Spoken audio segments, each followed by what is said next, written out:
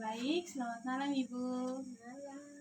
Baik, Ibu sesuai janji kita kemarin, kontrak waktu kita, hari ini saya akan melakukan implementasi kepada Ibu. Kemudian sudah kita implementasi yang lain sudah saya sampaikan kepada Ibu, kemudian sudah dilakukan juga.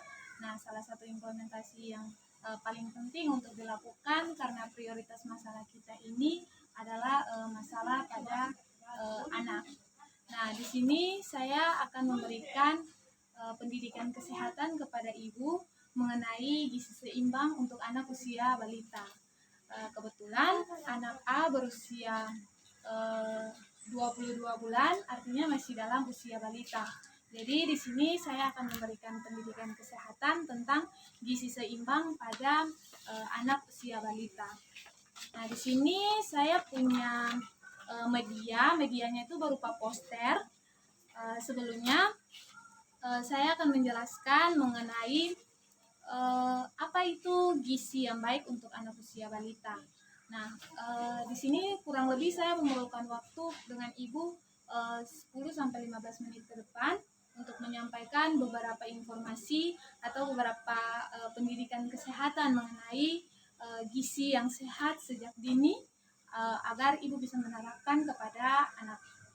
Oke, kira-kira sebelum kita mulai ada yang ingin ditanyakan tidak? Ya, Belum ada atau ada yang ingin ditanyakan gitu Bu? Belum. ada. Oh, ada. Kalau bayi seusia begitu itu satu hari makan berapa kali? Oh ya, oke. Ibu itu nanti saya jelaskan nanti di materinya. Nah, biasanya itu anak kalau usia balita diharuskan untuk mengonsumsi makanan itu 2 sampai 4 kali dalam sehari. Nah, untuk jenis-jenis makanannya akan kita pelajari bersama ya, Ibu. Oke. Kita mulai ya, Ibu. Oke, untuk ketahuan Ibu bahwa gizi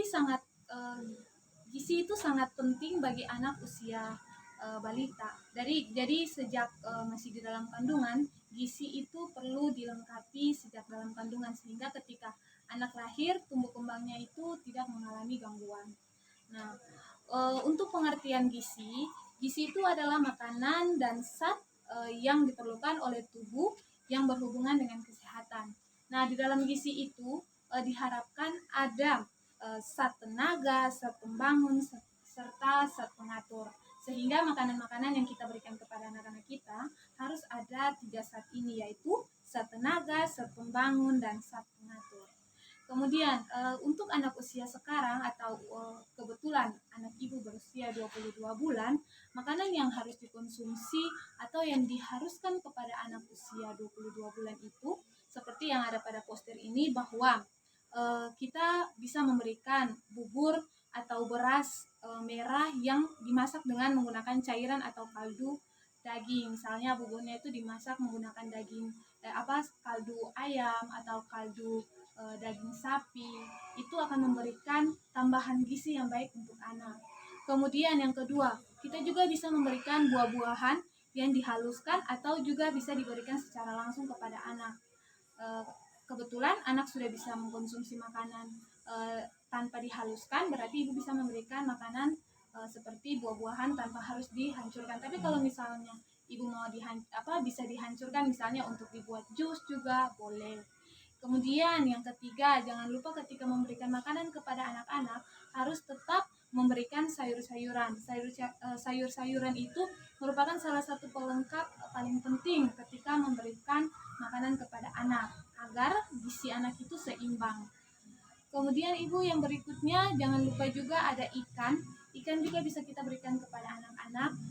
Mungkin karena usia anak-anak masih kecil, ikannya bisa kita istilahnya kayak disuir-suir kayak gitu. Nah, untuk diberikan kepada anak kita. Kemudian ibu di sini juga saya akan jelaskan juga yang tadi ibu tanyakan di awal, berapa kali sih saya harus memberikan makanan kepada anak saya dalam sehari. Nah, anak itu harus kita harus memberikan makanan kepada anak itu misalnya satu hari itu 4 porsi jenis karbohidrat yang kita berikan kepada anak, misalnya seperti nasi atau roti. Kemudian yang kedua itu kita bisa memberikan 2 sampai 3 porsi susu per hari kepada anak. Misalnya kalau anak masih ASI tapi tidak mengkonsumsi susu formula tidak apa-apa, yang penting ASINya tetap lancar.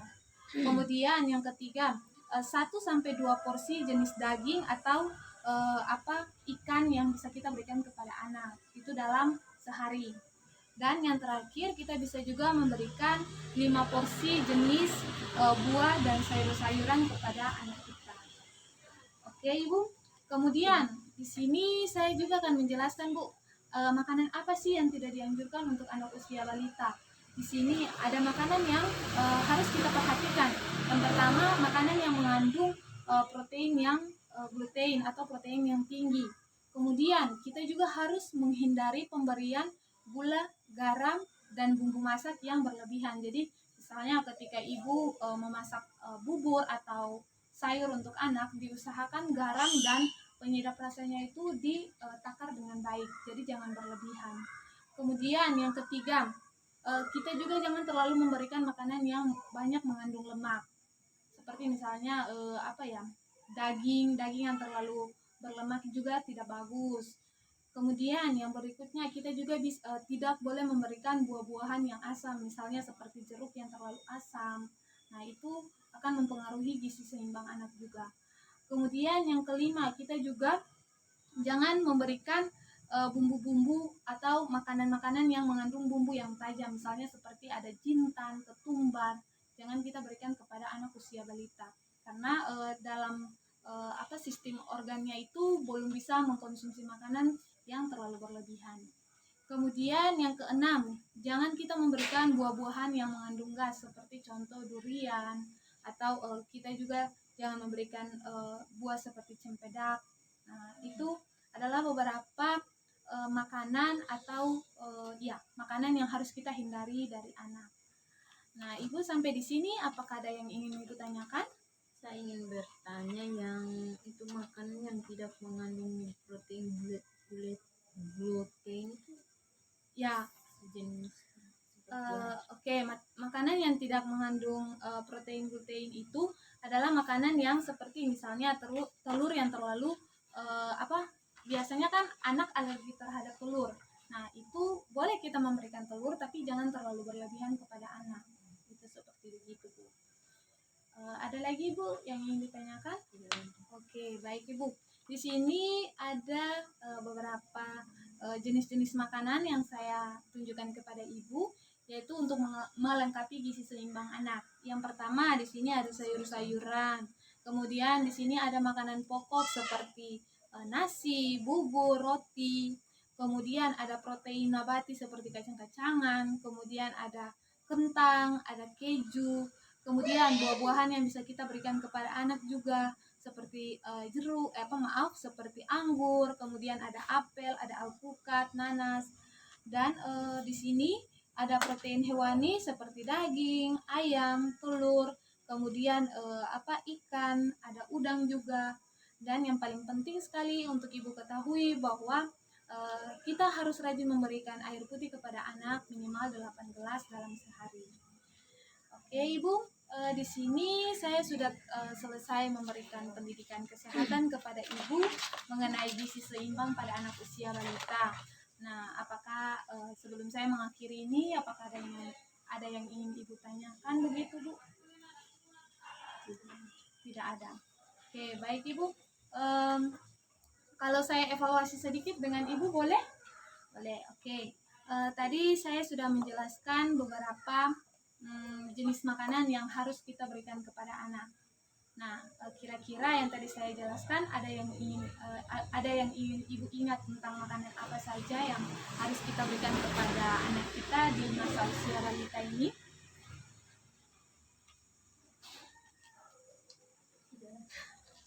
Ya, oke. Seperti bubur, kayak gitu, Bu.